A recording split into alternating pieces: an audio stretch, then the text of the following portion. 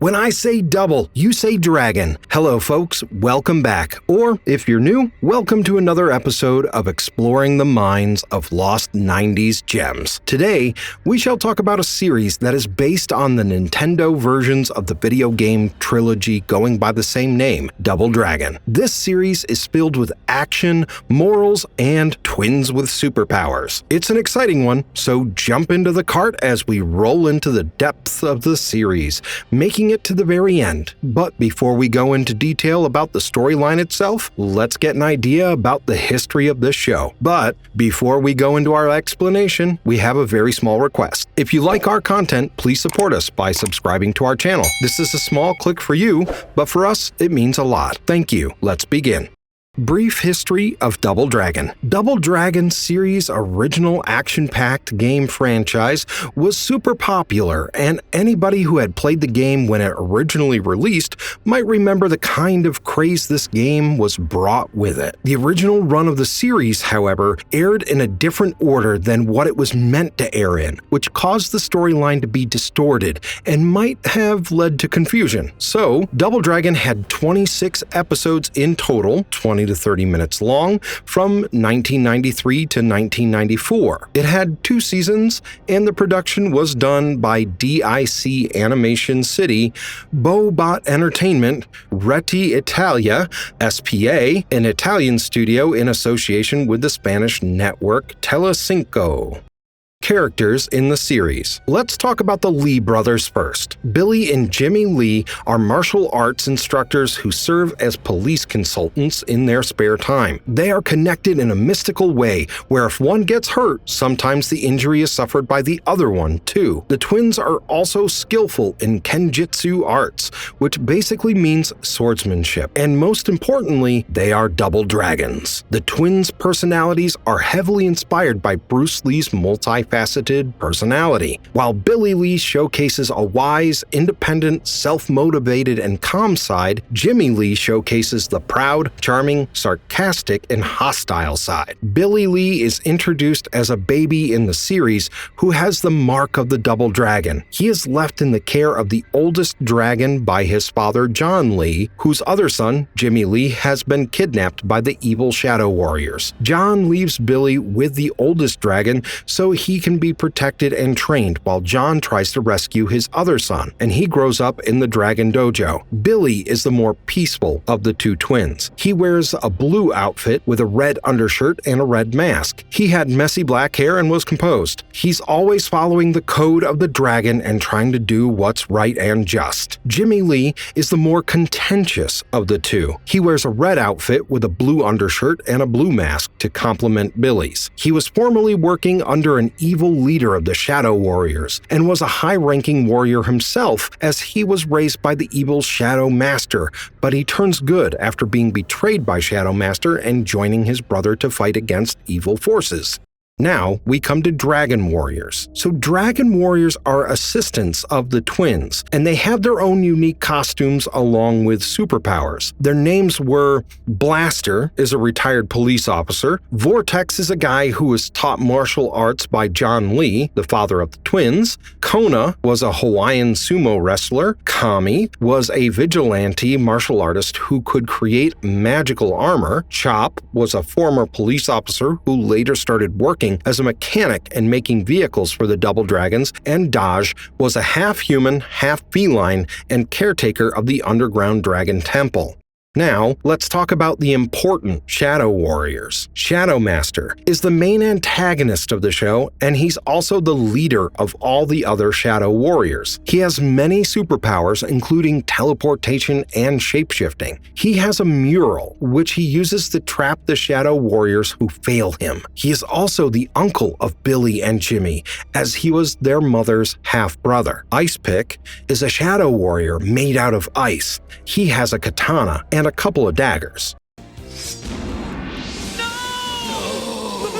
But boss, we got the loot! the summary of the first few episodes. The Shadow Falls. The series opens with a man escaping a search for him, running into what looked like some sort of temple and telling an elderly man, who later we find out is Oldest Dragon, to keep his son safe while he looks for his other son who has been abducted by the Shadow Warriors. The father also shows the baby's chest, which has a glowing two-headed dragon on it, and tells the Oldest Dragon that his son belongs there as he was born with the sign of the double dragon. The Oldest Dragon says he will be protected and tells the father to go and look for his other son. The father leaves. Oldest Dragon lifts Billy Lee, cute name by the way, up in the air and says he shall become a Dragon Master, protector of the weak and innocent, a champion of the good, and lead by the code of the dragon. Flash forward to 18 years later in Metro City, two Shadow Warriors, Abobo and Willie, are seen in a shadowcopter by a kid who rushes to inform Billy of this incident. Abobo and Willie discuss that their new boss has powers and might use them on them if they fail to do this job. I'm going to be honest here, when Abobo calls Willie a lunatic cowboy, it's like he read my mind because it looked like someone merged the Joker with a circus ringmaster, and it turned into whatever Willie is. In the next scene, Billy Lee has now completed his training of the Dragon Master. Oldest Dragon tells him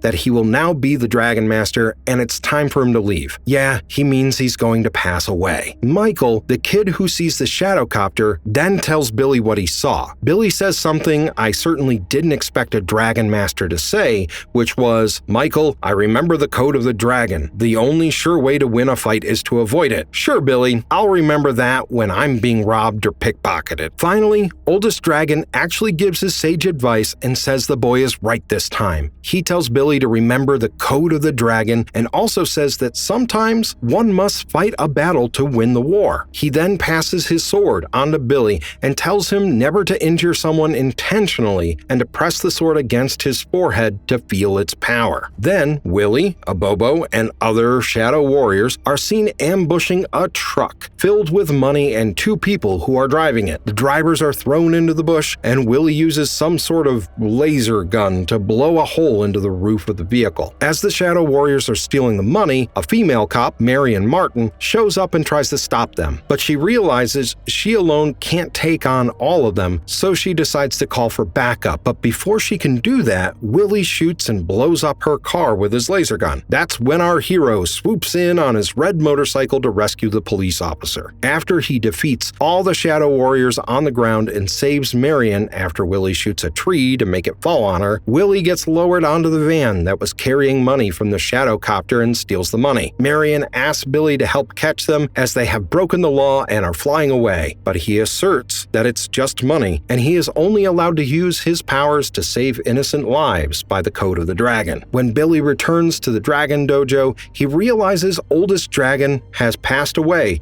which makes Billy feel lost. He inquisitively says out loud, "What will I do next?" Marion walks in and says he could help her because she's been allowed to make him a temporary deputy. Billy agrees. Then, Abobo and Willie are seen walking into a place while discussing that Marianne and Billy Lee working together will not end up well for them. As they walk through what seems like a giant piece of glass, Shadow Boss enters the frame. This is the first time we see him, and he is angry. Like any other cliche villain or high school bully, he is never happy with his henchmen, no matter how well they serve them. He is disappointed and calls them a disgrace as they have lost 5 Shadow Warriors, which is not pleasing even if they manage to get the loot. He asserts that this behavior shall not be tolerated and assigns them a new task. As they try to do another robbery, Marion and Billy arrive and catch a few Shadow Warriors, while Abobo and Willie manage to escape. They return to Shadow Boss and show him the footage they got through one of the Shadow Warriors' helmets, and Shadow Boss gets shocked when he sees Billy and then tells Willie and Abobo what they all must do. In the next scene, Billy is back at the dojo and hopes that he won't have to use the sword again when someone knocks on the door. As soon as he opens the door, he sees a blonde man dressed in red, almost falling onto him, asking for shelter as Shadow Warriors attack the dojo. It's Jimmy Lee, his long-lost twin brother. Billy gets hurt as they fight the Shadow Warriors and bruises. The odd thing to note here is that Jimmy gets bruised in the same place. Billy activates dojo security systems system that counterattacks, and the Shadow Warriors have no choice but to retreat. Jimmy then explains how he was held captive after being abducted by the Shadow Warriors, but managed to escape as soon as he was old enough, causing the Shadow Warriors to follow him and leading them straight to the Dragon Dojo. Afterward, when they are cleaning up the dojo, Jimmy suggests that they should open up a martial arts school and organize a tournament. As Billy participates in the tournament, Marion gets a call on her radio stating they need her urgently. Jimmy accompanies her to the car, and both of them are abducted by Willie and Abobo. Billy gets back to the dojo disheartened at the fact that he lost the two people he loved the most, meditates and calls upon the power of the Double Dragon to lead the way, following it to Shadow Boss's lair. Inside, he defeats Abobo and makes Willie blow himself up. He then rescues Marion, who is chained, and releases her, then tries to find Jimmy in the Shadow Dojo, but he faces off with Shadow Boss himself. After he defeats Shadow Boss, he unmasks him only to realize it's Jimmy. Jimmy then says that being a Shadow Boss is his destiny, just as the way of the dragon is Billy's. Billy tries to talk to Jimmy to reconsider, but he mocks him and says they're like yin and yang, good and bad, as he jumps into the black flame, which is extinguished by Billy, unleashing a tornado, but then smoke is shown coming out of the place where the Shadow Dojo was. Billy says Jimmy lives, but the code of the dragon will prevail. The last scene shows the Shadow Boss as a cloud of smoke, smirking and asking, "Is that so?" The legend continues. This is the second episode of the series, and Billy and Marion are at the inauguration of the EMF fusion plant. After the mayor cuts the ribbons, Marion says it's weird that everyone is there except for the Shadow Warriors. Billy replies that the code of the dragon states, "Be careful what you wish for." Somewhere else in the metro city, Shadow Dojo reappears. Abobo, Willie, and Shadow Boss are seen. Willie tries to ask in a joking manner about the mural behind them. Shadow Master enters and tells him how annoying Willie is, and uses his staff-like weapon to trap Willie in the mural, which is a shadow mural in which everybody who fails the Shadow Master is trapped. He then traps Abobo in it too, right after he tries to flee. He then turns to Jimmy Lee and says Jimmy disappointed him more than those two useless dimwits and deserves his wrath because he raised Jimmy as his own son, and he was left disappointed. Yet when he notices Jimmy facing his fate with courage, he gives him one more chance to redeem himself. Shadow Master then says he plans to turn the new fusion generator to his own benefit and tells Jimmy to reverse the polarity so that it sucks up all the light and everything turns dark so that he can rule the city. As he wants no interference from the Shadow Warrior, he tells Jimmy to bring him back to the Shadow Dojo along with his sword. To help Jimmy Lee,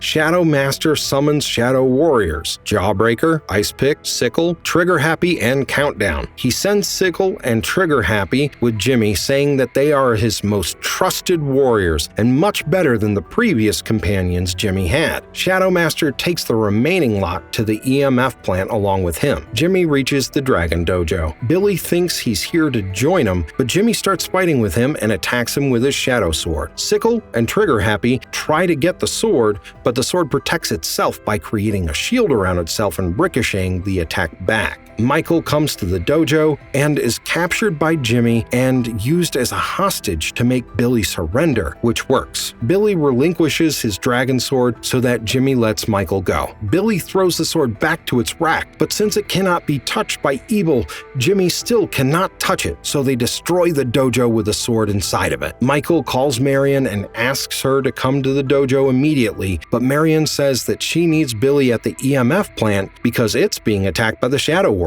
Michael informs Marion that Billy has been taken by the Shadow Warriors, and Marion realizes everything is up to them. Then, we see Billy in the Shadow Dojo, restrained, as the Shadow Master appears and inquires about the Dragon Sword. Jimmy tells him it's buried in rubble where no one will find it. Shadow Master is infuriated and says he asked him to bring it here, and says he has failed him again. Then, he orders his son to take the Dragon Master to the dungeon. As soon soon as they go, he orders Sickle and Trigger Happy to get rid of them both. Trigger Happy tries to shoot Jimmy after pushing him into the dungeons with Billy, but Billy saves him. Jimmy realizes that Billy saved him and that the Shadow Master has betrayed him. Jimmy then releases Billy and they try to escape together. They are attacked by 2 more Shadow Warriors, but Jimmy saves Billy. Then Billy sees his brother has the mark of the Double Dragon too and says maybe he's meant to be a good guy after all. The power of the Double Dragon then leads them to the dragon.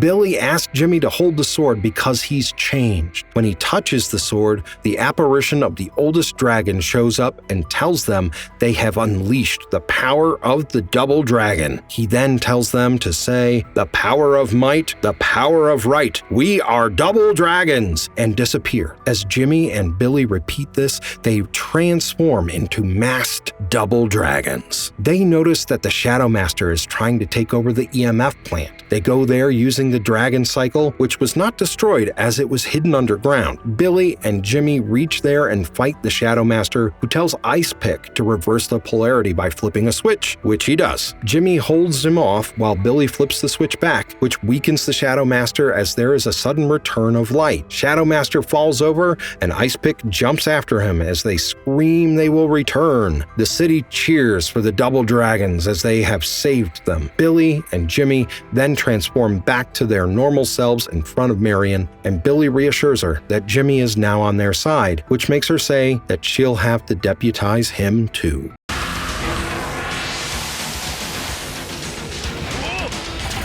The Price of Oblivion. This is the 3rd episode of the series. In this episode, Colonel Neil McReady is driving back to the Metro City when he sees a car being driven by 2 men with glowing eyes and a blank expression. They run him off the highway and his car crashes into a tree. Billy and Jimmy are returning from a fishing trip when they find Neil, who looks like he needs a ride, and they ask him to hop in. Colonel Neil tells them he's returning to the city after his retirement and is telling them what just happened to him when they see police cars and an ambulance around the car of the reckless drivers, which has also crashed into a tree. In the next scene, we see Shadow Master explain to his Shadow Warriors about the new drug that Ice Pick has curated. He explains that the drug named Oblivion is absorbed directly into the skin, creating instant euphoria in the user and instant addiction. The user will then behave recklessly, and once it wears off, they will do anything to get the drug again. Shadow Master then says he will distribute this into the city's nicest neighborhood to wreak absolute havoc. Then, we see Colonel Neil being dropped off at his house, and he tells them he's returning after 10 years and finds the burglar alarms weird, to which they reply Shadow Master is to be thanked for that, and as they're driving away, he spots Shadow Warriors in their vehicle and follow them and transform and point their sword to their vehicle, which transforms. Trigger Happy and Sickle are stopped and fought off by the Double Dragons when they're trying to distribute Oblivion to the local drug dealers, but the drug dealers end up finding an unharmed crate of the drug anyway. The Shadow Warriors are trying to flee when they see a kid in Colonel Neil's neighborhood and hold him hostage. Then we see Shadow Master mass producing the drug when Trigger Happy and Sickle bring the kid in and tell him that the Dragon Warriors had to let them go because they had a kid being held hostage by them. The Shadow Master is pleased. Then we see chaos in the city as Michael is offered the drug, but he refuses and runs to Marion, who is arresting people who are under the influence of the drug and getting violent. She tells the Double Dragons to do something about it,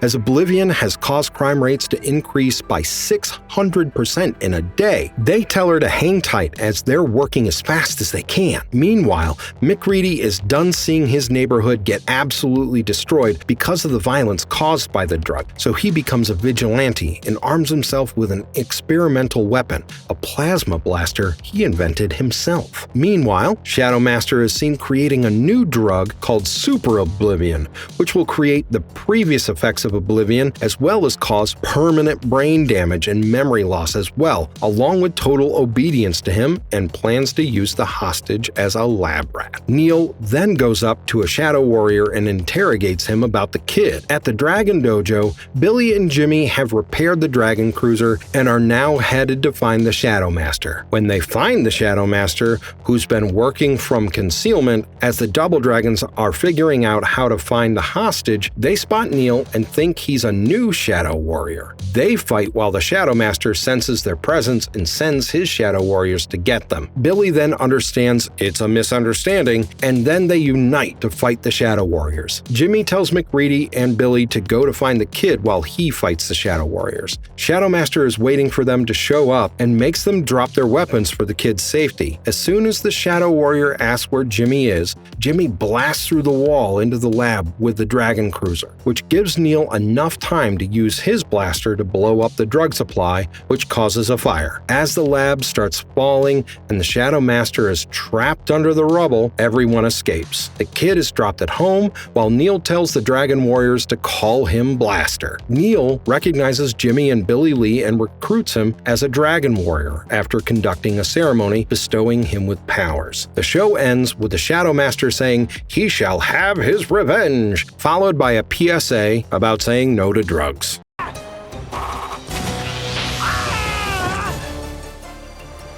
River of Tears. Jimmy is seen sliding into the secret underground lair under the Dragon Dojo and asks Billy if he's cracked the Shadow Master's communication code yet. He responds he hasn't yet, but it has been really active lately, which means it's something big. Sickle is running martial arts fighting games at an empty dam while looking for potential recruits. There's a tunnel nearby where some homeless kids see the fight, and one of them starts imitating the moves of the fighters. Their guardian, Vortex, jokingly defeats him, tells him we don't fight dirty like those men, and tells all of them to go back. Sickle sees all of this and thinks he has good moves and approaches him. He asks Vortex to be at the tournament tomorrow or the kids will be taken permanently to the Shadow Dojo. Vortex approaches Marion and asks for help. The next day, when Vortex starts fighting during the game, there's a police raid and Vortex is arrested, so no one suspects it was him. Shadow Master then instructs Sickle to continue the games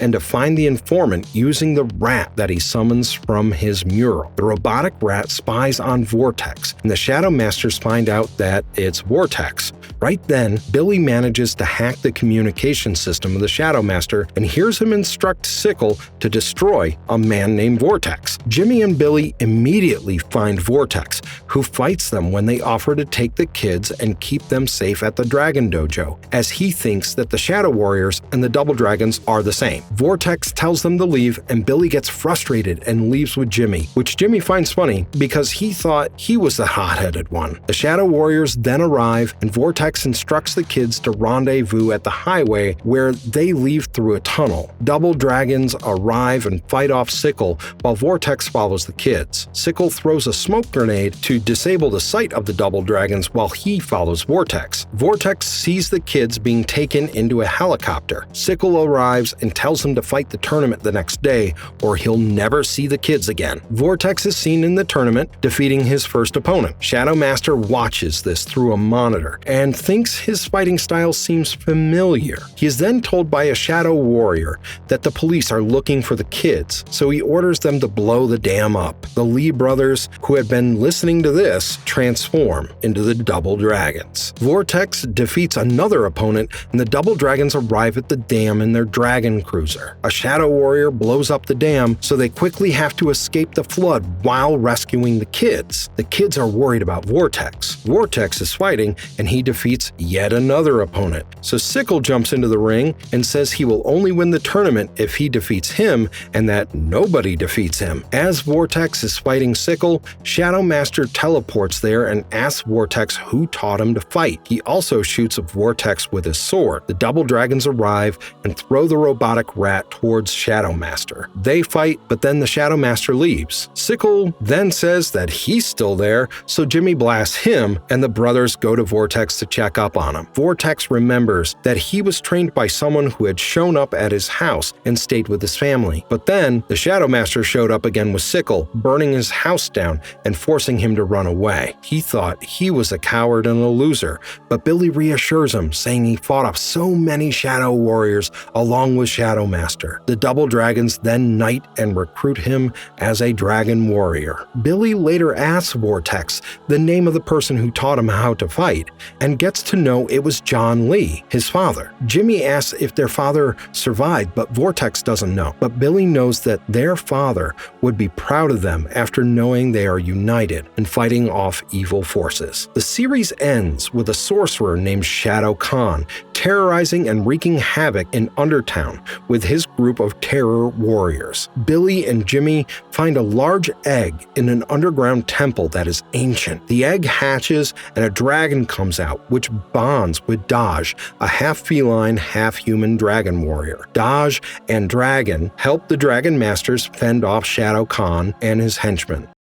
Conclusion. In conclusion, the show is great, and the plot is really nice with twists and turns. I like how the villains are actually pretty cool and powerful instead of being a joke to the viewers. It's an action-packed series with loads of character development, a really catchy theme song, and a lot of new characters with their own unique superpowers. The sarcastic tone of Jimmy provides a nice break from all the seriousness. Though some said there wasn't enough martial arts, I watched it and saw plenty. It has an 80s vibe to it, and the characters are animated in a way that will live in your memory for a long time. The characters, especially the supporting characters, are strong and unique. It's a great show to binge watch. If you enjoyed this video, make sure to let us know by hitting the like button and drop the name of the character that was your favorite in the series. Thank you for watching the video, and we'll see you in the next one. Farewell, fellas.